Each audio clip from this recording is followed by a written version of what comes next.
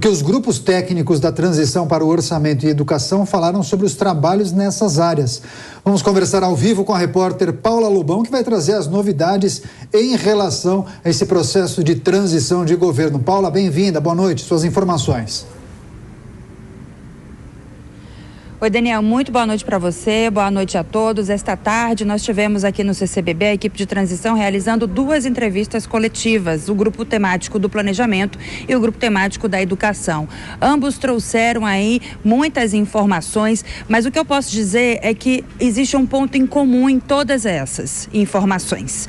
Falta orçamento, é isso que eles alegam. Problemas orçamentários, falta dinheiro aí para dar continuidade às políticas públicas. O grupo temático do planejamento trouxe pontos relevantes que eu vou apontar aqui, como o reajuste dos servidores federais, a manutenção de serviços federais também e a dívida que o Brasil tem com organismos internacionais. Sobre os servidores, Aloysio Mercadante, que é o coordenador dos grupos temáticos aqui da equipe de transição, ele disse que os servidores federais não têm reajuste salarial há mais de 7 anos. Então, o grupo temático aí do planejamento vai sugerir ao presidente eleito Lula que traga aí uma política de valorização dos servidores, trazendo também reajuste salarial.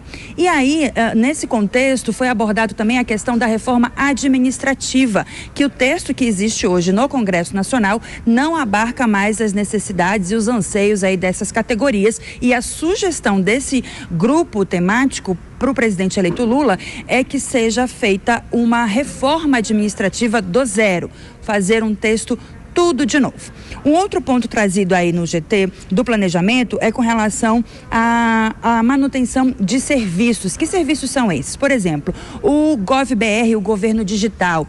Os técnicos disseram que seriam necessários aí mais de 60 milhões de reais para continuar com esse serviço no ano que vem e, inclusive, trazendo aí servidores da área de TI, que essa área estaria aí bem defasada. Outro ponto que eles trouxeram é sobre o eGov, que é uma plataforma de atendimento aí às pequenas empresas. Segundo os técnicos da equipe de transição, não tem dinheiro para essa plataforma continuar funcionando, prejudicando aí essas pequenas empresas. E sobre essa dívida aí do Brasil com organismos internacionais, Aloysio Mercadante fala que essa dívida é em torno de 5 bilhões de reais. E quais são esses organismos? Ele está falando aí da ONU, da OMC, do Tribunal Penal Internacional, que são organismos onde a presença do Brasil é importante, e ele até falou, Aloysio Mercadante, sobre resgatar a participação do Brasil nesses organismos, no sentido de que o Brasil perde voz com essa situação de dívida diante aí desses organismos internacionais. A gente até separou um trecho aí da coletiva exatamente no momento em que Aloysio Mercadante fala a respeito disso. Vamos ouvir. A política externa do governo transformou o Brasil num pária.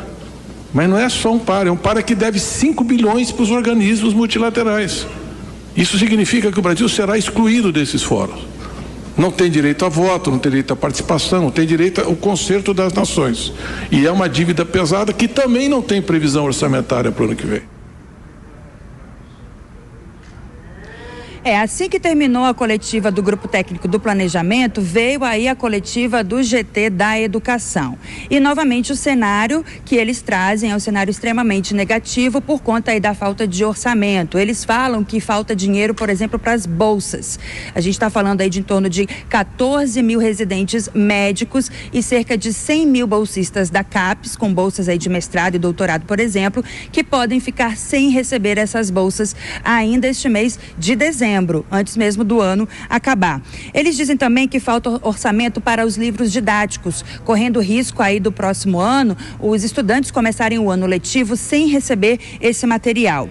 A merenda escolar também foi tema da coletiva de imprensa da equipe de transição nesta tarde. Aloysio Mercadante fala que a merenda escolar precisa aí sofrer um reajuste para que melhore, inclusive, a qualidade das refeições que são fornecidas nas escolas. Um aporte aí de 1,5 bilhão de reais seriam necessários para ajudar aí nessa questão. Bom, a gente vai ouvir agora a Luiz Mercadante a respeito da PEC, porque no momento em que estava ocorrendo aqui a coletiva da educação, a PEC, chegou a notícia de que a PEC foi aprovada na CCJ, a PEC fura-teto, então ele falou sobre isso, atrelando aí as demandas da educação. Vamos ouvir.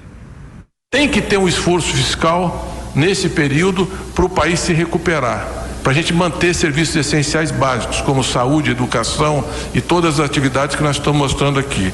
E é evidente que tem que ter um novo arcabouço fiscal que dê uma projeção de estabilização da relação entre dívida PIB, que é o indicador fundamental, porque isso ajuda a baixar os juros futuros, melhora o crédito, recupera a economia. Nós temos que ter responsabilidade fiscal, mas há uma responsabilidade educacional na saúde pública, na alimentação, no combate à fome, que é inadiável, inegociável para um governo que tem a cara do presidente Lula e a história dele.